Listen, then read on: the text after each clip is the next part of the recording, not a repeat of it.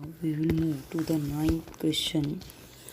Explain the major features of unemployment prevailing in agriculture और इन primary sector. आपको दो options दिए गए हैं, दोनों में ये पूछा गया है कि जो प्राइमरी सेक्टर है यानी कि जो एग्रीकल्चर सेक्टर है वहाँ पे अनएम्प्लॉयमेंट किस तरह की बेरोज़गारी मिलती है, कैसी बेरोज़गारी मिलती है, ये आपको एक्सप्लेन करना है। Employment structure is characterise by self employment in primary sector. वो कहता है कि एम्प्लॉयमेंट जो स्ट्रक्चर है, एम्प्लॉयमेंट स्ट्रक्चर यानी कि एग्रीकल्चर के अंदर प्राइमरी सेक्टर के अंदर सेल्फ एम्प्लॉयमेंट है, यानी कि लोगों की अपनी ज़मीन है उसके ऊपर वो काम करते हैं। प्रॉफिट होगा तो भी ठीक, नहीं होगा तो भी ठीक, यानी कि सेल्फ एम्प्लॉयमेंट है प्राइमरी सेक्टर के अंदर। Okay, whole the family work करती है, पूरी की पूरी फैमिली। Even though not everybody is really needed. For example 2 acre piece of land one family is having. There are total 5 members in a family and only 2 persons are sufficient for working on the piece of land, but whole of the family members are included on that piece of land for working. It means 3 persons are facing the disguised unemployment. Okay बेटा, तो it means whole of the family working on the piece of the land, it means अपने खेतों में काम कर रही है, ज़रूरत सबकी नहीं है, तो इट मीन्स डिस्गाइज अनएम्प्लॉयमेंट जो है वो आपको एग्रीकल्चर के अंदर मिलती है। एंटायर फैमिली, जो पूरी की पूरी फैमिली है, shares what has been produce, जितनी भी प्रोडक्शन होती है वो पूरे परिवार में बांट दी जाती है।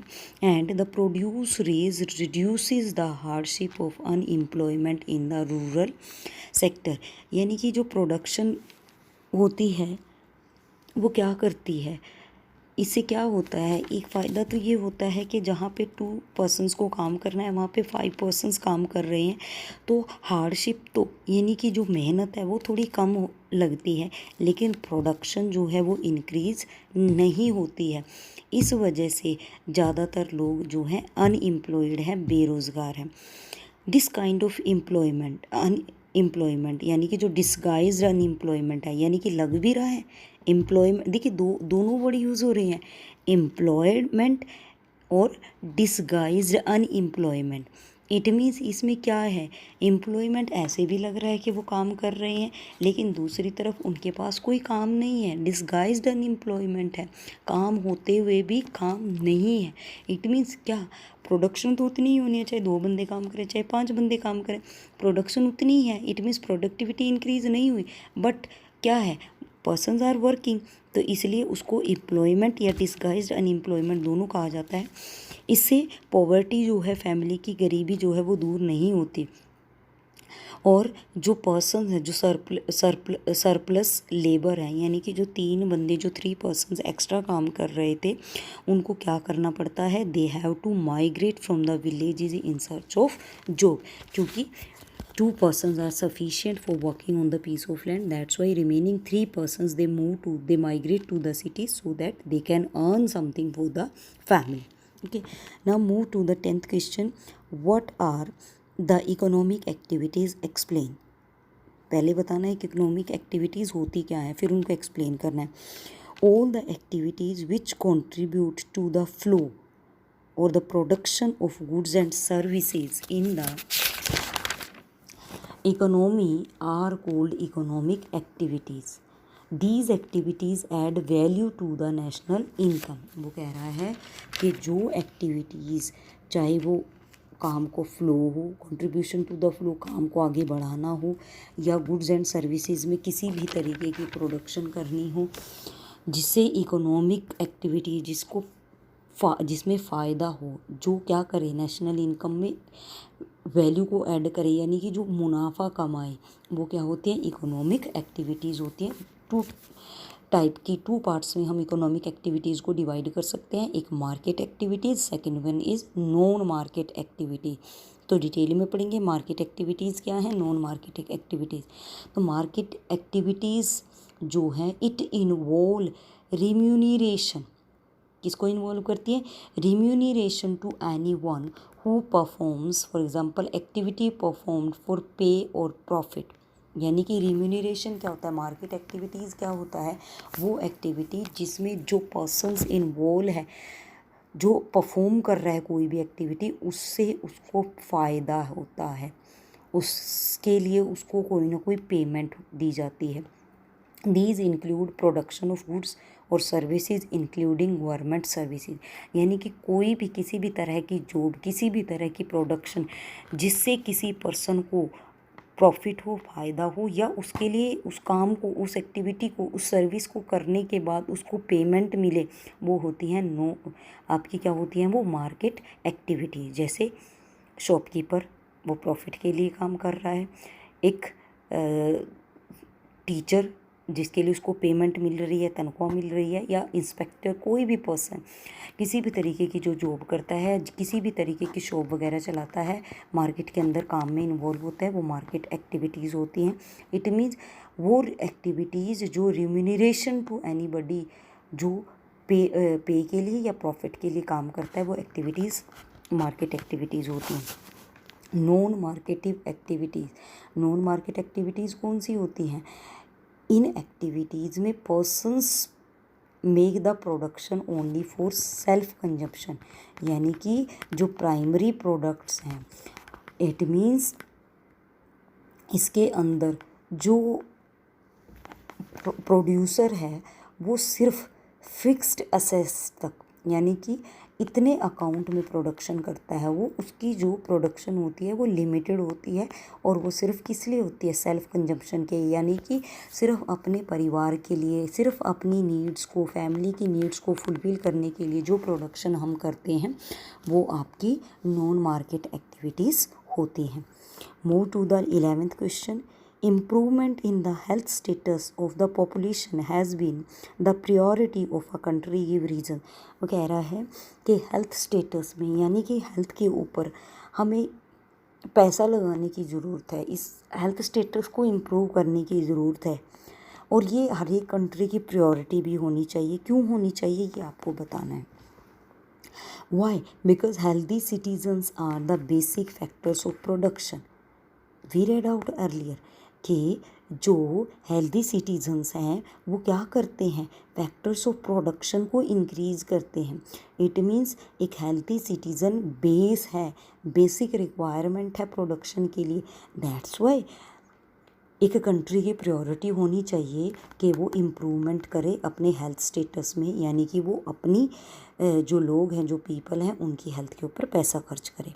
Second point, the health of a person helps him to realize his potential and the ability to fight illness। एक हेल्दी पर्सन है, वो रियलाइज़ करता है कि उसकी जो पोटेंशियल है वो इल पर्सन के कंपैरिजन में, अनहेल्दी पर्सन के कंपैरिजन में बढ़िया है, बेटर है। यानी कि एक हेल्दी पर्सन की जो पोटेंशियल है, जो एबिलिटी है, वो इंक्रीज़ हो जाती है, और एक हेल्दी पर्सन इलनेस से, बीमारियों से से लड़ने की उसकी जो पावर है, वो जो एबिलिटी है, वो इंक्रीज़ हो जाती है। दैट्स वाई गवर्नमेंट को हेल्थ स्टेटस की तरफ ध्यान देना चाहिए। थर्ड, एन अनहेल्दी वर्कर और a person becomes a liability for the economy. Liability means बोझ। एक अनहेल्दी वर्कर, एक बीमार पर्सन जो है, वो कंट्री के लिए भी as well as for the firm, किसी कंपनी के लिए भी लाइबिलिटी, बोझ बन जाता है। एज वी अर्लियर रीड, बोझ बन जाता है। इसलिए किसी भी पर्सन को लाइबिलिटी ना बनाने दें, बल्कि उसको असेट बनाएं। वो कब होगा, जब हम हेल्थ स्टेटस को इम्प्रूव करेंगे तब। Good health increases the efficiency of the worker. जो गुड हेल्थ है, यानी कि जो अच्छा स्वास्थ्य है, जिस पर्सन की जो हेल्थ है वो अच्छी है, उसकी एबिलिटी भी इंक्रीज हो जाती है। तो that's why these are the 4 reasons कि हर एक कंट्री की जो प्रायोरिटी है वो क्या होनी चाहिए, अपनी पॉपुलेशन के हेल्थ स्टेटस को इम्प्रूव करना उसकी प्रायोरिटी होनी चाहिए। 12th question, distinguish between market and non market activities. कि मार्केट एक्टिविटीज़ और नॉन मार्केट एक्टिविटीज़ में क्या डिफरेंस होता है।